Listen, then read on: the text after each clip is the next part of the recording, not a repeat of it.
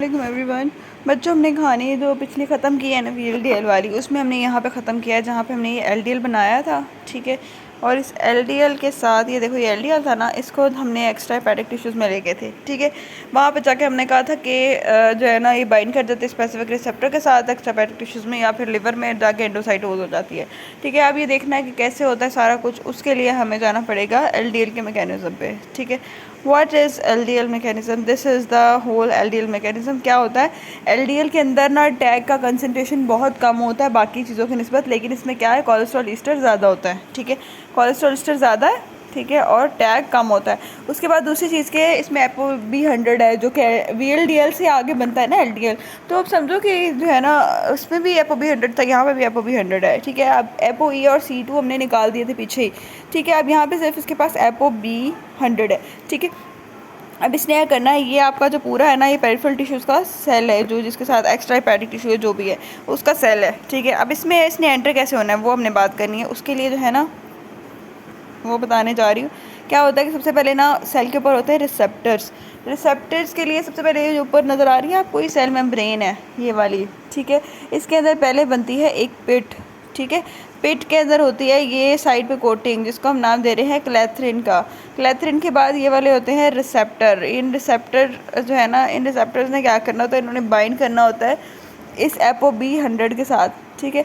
ये रिसेप्टर्स है और इन्होंने बाइंड किसके साथ करना है, ApoB100 के साथ। इस रिसेप्टर की ना कुछ कैरेक्टरिस्टिक्स हैं, वो ये कि जो रिसेप्टर्स होते हैं ना, ये वाले रिसेप्टर्स, ये नेगेटिवली चार्ज ग्लाइकोप्रोटीन्स होती हैं। ठीक है। नेगेटिवली चार्ज ग्लाइकोप्रोटीन है, और ये क्लस्टर्स होती हैं, क्लस्टर्ड होती हैं in the pits on cell membrane. Cell membrane के ऊपर पिट है, उसके ऊपर हुई हुई हैं। उसके बाद जो साइटोसोलिक साइड है ना पिट की, जो है ना, वो कोटेड होती है क्लैथरिन के साथ, जिसने स्टेबलाइज किया होता है पिट को। पहले तो ये कि पिट बनी हुई है, इस पिट को स्टेबलाइज करने के लिए क्लैथरिन मौजूद है यहाँ पे। ठीक है। ये बात होगी। उसके बाद क्या होता है कि ना, ये LDL बाहर से आया है, इसके साथ बाइंड किया है, बाइंड करके क्या होना है, इसके अंदर की तरफ मूवमेंट होनी है, जिसको हम कहते हैं कि एंडोसाइटोसिस हो रही है। एंडोसाइटोसिस होगी तो अंदर जाके ये देखो, ये सॉरी, ये एंडोसाइटोसिस हो गई। अंदर जाके इसने पूरा मॉलिक्यूल बना लिया है। ठीक है। अब क्या हुआ कि अंदर ना, अगर डेफिशिएंसी होगी, डिफेक्ट होगा सिंथेसिस या फंक्शनल LDL रिसेप्टर्स का, तो क्या होगा कि प्लाज्मा के अंदर ये LDL कोलेस्ट्रॉल का लेवल बढ़ना शुरू हो जाएगा। ठीक है। अगर ये चीज़ डिफेक्टिव होगी, इसलिए जो है ना, इसका नॉर्मल होना बहुत ज़रूरी है। दूसरी एक और नॉर्मलिटी हो सकती है, इसको हम कहते हैं ऑटोसोमल डोमिनेंट हाइपर कोलेस्ट्रोलेमिया। उसमें क्या होता है, डिफेक्ट होता है इन ApoB100। पहले तो ये कि इस चीज़ का डिफेक्ट था, अब ये इस ApoB100 का डिफेक्ट है। उसकी वजह से क्या होता है कि बाइंडिंग में मसला होगा। ठीक है। और जो है ना, क्या होगा कि इंक्रीज एक्टिविटी ऑफ प्रोटीज है, प्रोटीज की एक्टिविटी बढ़ जाएगी, जिसकी वजह से टूटना फूटना शुरू हो जाएगा। प्रोटीन कन्वर्टेज एंजाइम होता है। ठीक है। उसको PCSK9 कहते हैं। ठीक है। अब उसने क्या करना होता है, ये जो है ना, ये LDL, इसकी ना इंटरनलाइजेशन, सॉरी, रिसेप्टर की इंटरनलाइजेशन और लाइसोसोमल डिग्रेडेशन कर देनी होती है रिसेप्टर्स की, क्योंकि ApoB100 काम नहीं कर रहा, रिसेप्टर की डिग्रेडेशन हो जाती है। इसलिए हम क्या करते हैं, इस जो एंजाइम है ना, इसको हम नाम देते हैं PCSK9, इसको ना इनहिबिट करते हैं। ठीक है। इनहिबिट करने के लिए जो है ना, ट्रीटमेंट होता है, वो कुछ इनहिबिटर्स होता है जिसको इनहिबिट करते हैं, वो हम ट्रीटमेंट यूज़ करते हैं फॉर हाइपर कोलेस्ट्रोलीमिया, क्योंकि अगर ये प्लाज्मा बढ़ना शुरू हो गया तो ये इनकी डिग्रेडेशन इसने करवानी है। ठीक है। डिफेक्ट जो है हमारे पास किसका है, ApoB100 का। उसके बाद एक और चीज़ आती है कि वेसिकल जो होते हैं ना, जो अब ये जो बन चुके हैं, ये चीज़ बन चुकी है। पहले ये वेसिकल बना है, कोटेड वेसिकल। अब इसके अंदर जो क्लैथरिन है ना, ये लूज़ होना शुरू हो जाएगी। ये अपनी क्लैथरिन लूज़ करना शुरू कर देगी, और अंदर जाके ना, इसने वेसिकल आपस में मिलते जाएंगे, और उन्होंने बड़े बड़े ना एंडोसोम्स बना देने हैं। ठीक है। ये देखो, ये एंडोसोम्स बन गए। ठीक है। अब एंडोसोम जो बना है ना, इसके अंदर क्या होगा कि एंडोसोम्स की pH फॉल करेगी। pH जब फॉल करेगी ना, तो क्या होगा कि LDL जो है ना, वो अपने जो रिसेप्टर्स है ना, उनसे अलग होना शुरू हो जाएगा। रिसेप्टर से अलग होगा तो साइड पे ये देखो, आपको नज़र आ रहा है, रिसेप्टर अलग हो गए, खुद अलग हो गए। अब रिसेप्टर वाला पोर्शन जो है वो बाहर निकल जाएगा, देखो, जिसके साथ रिसेप्टर्स हैं, और उसने दोबारा जाके एक और पिट बना देनी है। और ये जो ये बाकी पोर्शन है ना, ये अब यहाँ पे आ गया है, लाइसोसोम के साथ मिल जाएगा। ये लाइसोसोम्स है।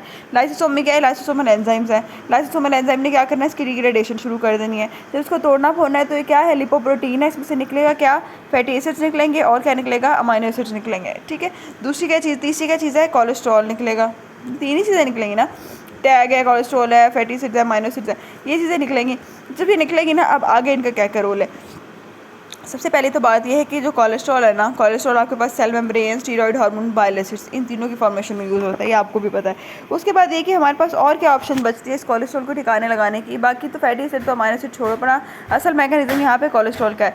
तो हम क्या कर सकते हैं, यहाँ पे एक एंजाइम या तो क्या कर सकते हैं, इसको ना बहुत ज़्यादा अमाउंट में, ये कोलेस्ट्रॉल बहुत ज़्यादा बढ़ा हुआ है, तो क्या होता है कि हम इसको, एक एंजाइम होता है उसको हम कहते हैं ACAT, ठीक है, एक ऐड कहते हैं। एक ऐड का नाम याद रखना है।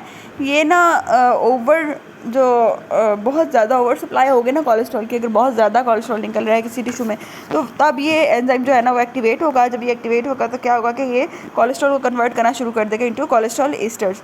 उसके बाद ये कि अब ये क्या हुआ है कि ये जो बढ़ गया है ना कोलेस्ट्रॉल, इसकी वजह से क्या होगा कि over supply of cholesterol Easter है। कोलेस्ट्रॉल बहुत ज़्यादा जब बढ़ गया ना, तो उसने एक तो ये काम किया कि एस्टर्स में कन्वर्ट करना शुरू कर दिया। दूसरे नंबर पे दो मैकेनिज्म को इनहिबिट कर दिया। एक तो एक HMG कोई रिडक्टेज जिसने कोलेस्ट्रॉल की सिंथेसिस करानी थी, क्योंकि ऑलरेडी बहुत ज़्यादा ये नहीं चाहता कि मज़ीद और बने, तो इसलिए इस मैकेनिज्म को ये स्टॉप करवा देगा। उसके अलावा एक और काम ये कर सकता है कि ना, इसने जो पूरे सरफेस पे जो रिसेप्टर्स बन रहे हैं, क्योंकि बॉडी के सेल के अंदर ऑलरेडी कोलेस्ट्रॉल बहुत ज़्यादा है, तो ये जो रिसेप्टर बन रहे हैं ना, रिसेप्टर आपको बताया था ये जो बन रहे रहते हैं ना, इनके लिए पहले स्पेसिफिक जीन होता है, ठीक है, फिर ट्रांसक्रिप्शन होती है, ट्रांसलेशन होती है, प्रोटीन बनती है, फिर प्रोटीन जो है ना वो फिर ऐसे पैक वेसिकल्स बनते हैं जो पहले एंडोप्लाज्मिक रेटिकुलम में होते हैं, फिर गोल्जी में जाते हैं, गोल्जी से फिर सरफेस पे आते हैं, ठीक है, वेसिकल बना के। अभी क्या है, इसकी सिंथेसिस रोकने के लिए ना जो, ताकि इसका नाम मैसेंजर आरएनए बने ना इसका DNA बने, LDL रिसेप्टर ही नहीं बनेंगे तो मजीद LDL जो है ना वो पेरिफेरल सेल के साथ बाइंड नहीं करेंगे, मजीद कोलेस्ट्रॉल नहीं आएगा। ये वाला मैकेनिज्म भी ये स्टॉप करवा देती है, ठीक है। ये सारी कहानी हो रही होती है आपके LDL के मेटाबॉलिज्म में। उसके बाद एक और बात आ जाती है, ये तो जो बात मैं आपको बता रही थी सारी वही है। अच्छा, उसके बाद ना यहाँ पे आ जाओ, ये वाला, ये कहानी, ये मैक्रोफेज वाला इसका एक्शन है। मैक्रोफेज वाला एक्शन ये है कि ना इसके अंदर ये आपको स्टार जो नज़र आ रहा है, दिस इज़ LDL, ठीक है। क्या होता है कि ना LDL जब ऑक्सीडाइज फॉर्म में कन्वर्ट हो जाता है ना, इसके अंदर जो कोलेस्ट्रॉल वगैरह है वो सारा कुछ, जब वो ऑक्सीडाइज हो जाता है उसको हम कहते हैं ऑक्सीडाइज किस्म का LDL, ठीक है, मॉडिफाइड LDL। उस मॉडिफाइड LDL के कुछ फंक्शंस हैं वो मैं आपको बताने लगी हूँ। इस मॉडिफिकेशन को, ये जो ऑक्सीडाइज फॉर्म है, इसको प्रमोट कौन करे, कौन सी चीज़ इसको बढ़ावा देगी कि ये LDL ऑक्सीडाइज हो जाए। ऑक्सीडाइज करने के लिए इसके लिए ऐसी चीज़ें चाहिए जो क्या कहते हैं, खुद रिड्यूस हों और अगले को ऑक्सीडाइज करें, ठीक है। और इसमें आपके पास सुपर ऑक्साइड आ जाती है, नाइट्रोजन ऑक्साइड, हाइड्रोजन पेरोक्साइड और दूसरे ऑक्सीडेंट्स आ जाते हैं। ये ऑक्सीडेंट्स होते हैं, इसको ऑक्सीडाइज करते हैं, और उसके अलावा इसको ऑक्सीडेशन से प्रिवेंट करने के लिए जो है ना, या ये फॉर्म ना बने, जो चाहती हैं चीज़ें कि काम ना हो, तो वो ये वाली चीज़ें हैं। विटामिन E है, एस्कॉर्बिक एसिड है, बीटा कैरोटीन है, एंटीऑक्सीडेंट्स आपकी डाइट में जो होते हैं, वो चीज़ें इसको नहीं बनना देना चाहती, क्योंकि ये डेंजरस होती है ऑक्सीडाइज LDL। अब ये जो ऑक्सीडाइज LDL है ना, ये क्या होता है कि नॉर्मली आपके पास ये, एक मिनट, यहाँ से हम एक बार शुरू करते हैं 1 से।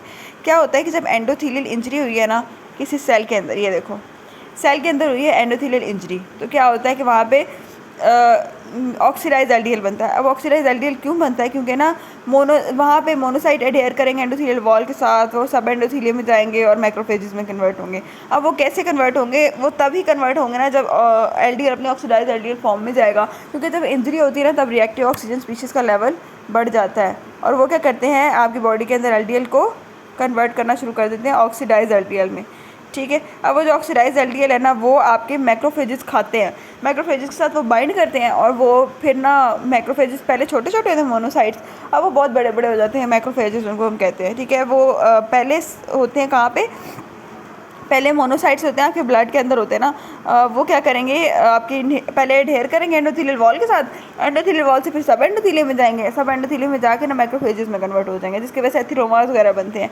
उसके बाद क्या होगा, मैक्रोफेजेस क्या करेंगे, कंज्यूम करेंगे एक्सेस मॉडिफाइड, जो मैंने मॉडिफाइड लिपोप्रोटीन का नाम लिया ना, उस मॉडिफाइड लिपोप्रोटीन को कंज्यूम करेंगे, और ख़ुद क्या बन जाएंगे, वो फोम सेल बन जाएंगे, जो बड़े बड़े बनाए हुए ना, ये फोम सेल्स हैं।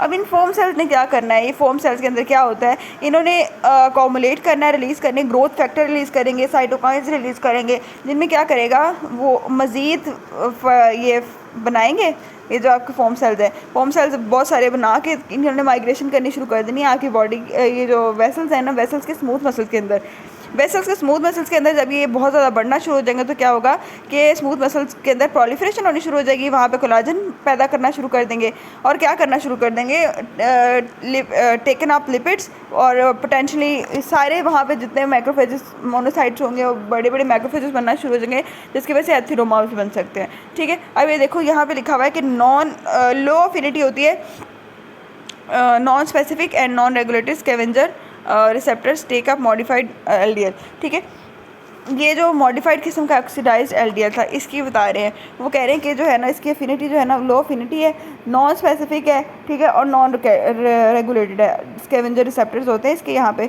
ठीक है, वो क्या करते हैं इस LDL को ना अपने अंदर ले जाते हैं। अब LDL जो ये ऑक्सीडाइज वाले अंदर जाता है तो क्या करता है, फोम सेल्स बनाता है, जबकि हाई अफिनिटी रिसेप्टर्स जो होते हैं ना स्पेसिफिक होते हैं LDL के लिए, वो डाउन रेगुलेटेड हो जाते हैं। जिन्होंने असल वाले LDL के साथ बाइंड करना है वो कम हो जाते हैं, जबकि ये वाले जो होते हैं ना जिन्होंने गंदे वाले हैं ये अप रेगुलेट हो जाते हैं। जब सेल के अंदर सफिशिएंट कोलेस्ट्रॉल होता है ना तो ये वाले जो है ना कम हो जाते हैं और ये वाले जो है ना वो ज़्यादा हो जाते हैं। जब ये ज़्यादा होंगे तो क्या होगा कि असली अच्छा LDL बाइंड नहीं करेगा, जबकि ऑक्सीडाइज है ना ये अंदर जाता जाएगा, जिसकी वजह से जो है ना फोम सेल्स बहुत ज़्यादा बनते शुरू हो जाएंगे और इसकी वजह से क्या होगा कि वेसल्स में डिपॉजिट हो जाएंगे, वेसल्स के स्मूथ मसल्स में वहाँ डिपॉजिट होंगे तो क्या होंगे, ये एथिरोमास बनाएंगे और एथिरोमास की वजह से आपको पता है कि जो है ना वो अब नॉर्मेलिटीज़ डिवेलप होंगी, जिसकी वजह से जो है ना वो वेसल्स के अंदर तंग हो जाएंगे आपकी वेसल्स। ठीक है, कोलेस्ट्रॉल इस्टर से अकोमोडेट कर रहे हैं तो जो है ना एथेरोस्क्लेरोसिस के चांसेस बढ़ जाते हैं।